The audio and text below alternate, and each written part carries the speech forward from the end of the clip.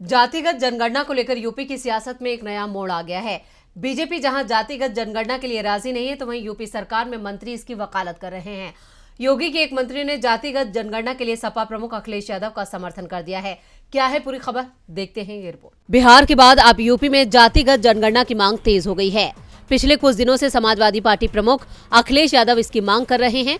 सपा इसे लेकर पूरे राज्य में जनसंपर्क अभियान की तैयारी में है। राज्य के डिप्टी सीएम केशव प्रसाद मौर्य ने भी अखिलेश यादव की मांग का समर्थन किया है। वहीं अब योगी सरकार के एक और मंत्री ने जातिगत जनगणना की मांग पर सपा प्रमुख का समर्थन करने का ऐलान किया है।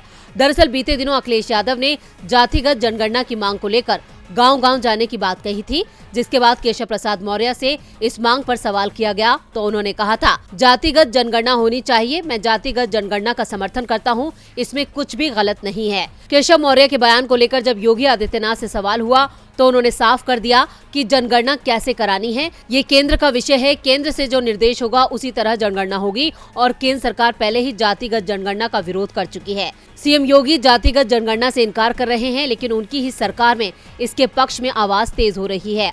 अब योगी सरकार में मंत्री संजय निषाद ने सपा प्रमुख की मांग का समर्थन कर दिया है। संजय निषाद ने कहा, मैं कहता हूं कि जातियों की जनगणना होनी चाहिए, लेकिन जातियों की विसंगति जो पिछली सरकारों ने गलत की है। हम अनुसूचित जाति में 70 लाख थे और मधवार के नाम से गिने जाते थे, लेकिन इन लोगों ने हमें गिनते गिनते 7000 कर दिया। हमारा नाम फर्जी पिछड़ी में डाल दिया। जबकि इससे पहले अखिलेश यादव ने कहा था, जातिगत जनगणना कोई आज की मांग नहीं है।